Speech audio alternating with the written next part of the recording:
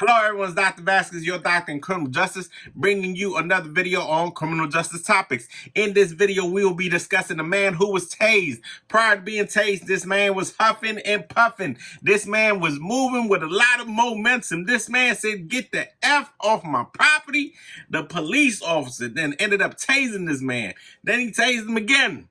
Then they said that it was unnecessary. This police officer was found not guilty. Stay tuned for what comes next.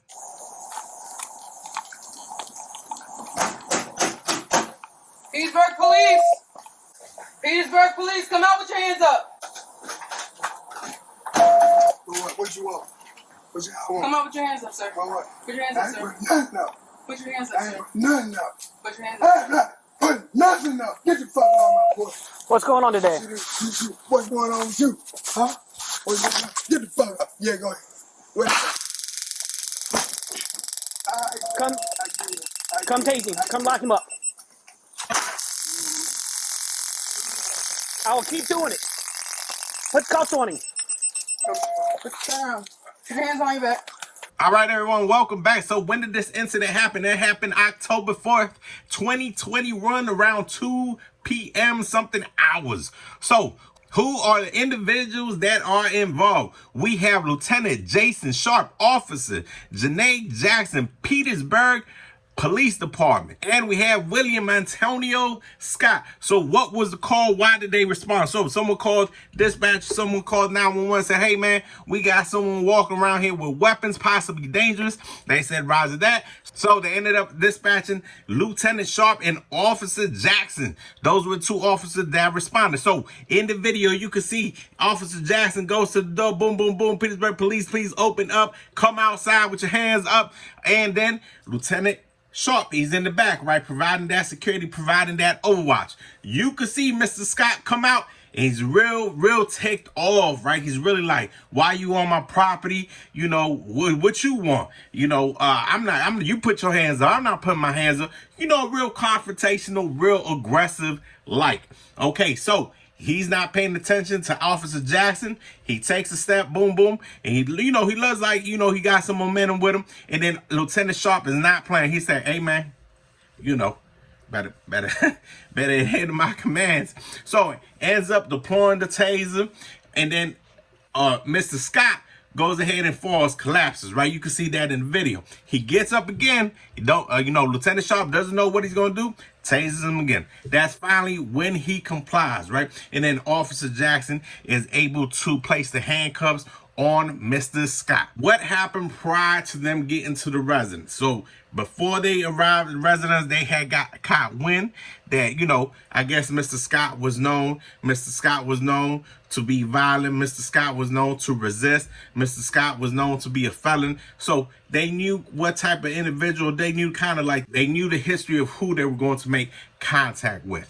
All right, everybody. So y'all know how I get down. I always like to have these questions for you. That way we could have this criminal justice conversation. A lot of people don't like to have it, but we have to have it in order to move forward, right? In order to have a better society within criminal justice, we have to have these uncomfortable conversations that nobody wants to have. All right, so the first conversation I want to have, with the first question, the first concern I have for you, and please comment below, is Lieutenant Sharp. Do you feel he was justified? All right, let me know if you feel like, no, he was too aggressive. Let me know if you thought, Lieutenant Sharp did a great job from the video. For me, personally, I'm going to say yes. I'm going to say that he was authorized, that the use of force was reasonable, that, in my eyes, I don't know if I would have done the same thing. I probably would, instead of using my taser, I probably would have used my hands.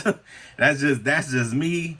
But everybody has a different risk perception on what they will do and what they won't do. Understand that we have this thing called the use of force model, and that use of force model is going to be different for everybody, right? What I view as a threat, you might not view as a threat, and so on and so on. So I guess at that point, Lieutenant Sharp felt that that's the only thing that he could do is use a non-lethal, and that's why he deployed it. So let me know if you think he's justified. All right, so the second thing I wanted to discuss is, because it came out in the reports that they had they were given information already on Mr. Scott prior to arriving to the home. So my second question, my second concern, my second conversation with you would be, should we be using someone's prior history to make an assessment that goes into our risk perception that then goes into how we deal with the individual? So if I did X, Y, and Z years ago, should that be taken into consideration now when I'm making contact with you? Comment below. Let me know if you think no. Let me know if you think everybody that we make contact with should have a clean slate and nothing you did 10 years ago should matter. Let me know if you think it's circumstantial. Let me know if you think it depends on the incident. For me, I would go say yes, just because I like to have situational awareness. I like to know who I'm making contact with. But I could see how that might rub somebody the wrong way, taking someone's prior history and then applying it to today or what we have going on. All right, and the last question I want to ask you is, are we going to question everything? Are we going to question every time we put handcuffs on somebody? Are we going to question every time we tase someone? Are we going to question every time we detain and inconvenience someone? It just kind of seems to me it's very repetitive now in 2022. It seems that we're questioning a whole lot. So can you imagine just running a business and then every 5 minutes we're questioning this, we're questioning. So how effective, how productive is that just to stop every time? So what are we going to question next? Are we going to question every time we release a canine? Are we going to question every time we read somebody their rights? Let me know if you think it's justified. Let me know if this mentality that we have today, where we want to record everything, we want to put everything on social media, do you think it's justified? Do you think it's overkill? Do you think we're oversaturating the system? Are we taxing our court system? I mean, it's all tax dollars, so you let me know what you think. For me personally, I think we are overtaxing the system. I think that there needs to be maybe an independent review board, if you will. That way we're not getting into the court system. This incident happened in October, and look, it's August, so it's almost 12 months later, and we're still having to deal with this. So let me know what you think. Comment below. All right, everybody, that's your video for today. Thank you so much. Take care of each other, protect each other, love each other, and I'll see you on the next video. Hey, everybody, thank you for watching the video. Make sure you like, make sure you subscribe, make sure you share. If you need Dr. Vasquez to come to your police department and speak, I'm more than happy to do that. If you need me to go to your work center and give a class, if you want me to come to your university and give a class, put your information in the comment below and I will come by and we will have a great time. If you need tutoring services, go ahead and comment as well and we'll link up and we'll have a session. All right, everybody, take care. Thank you so much.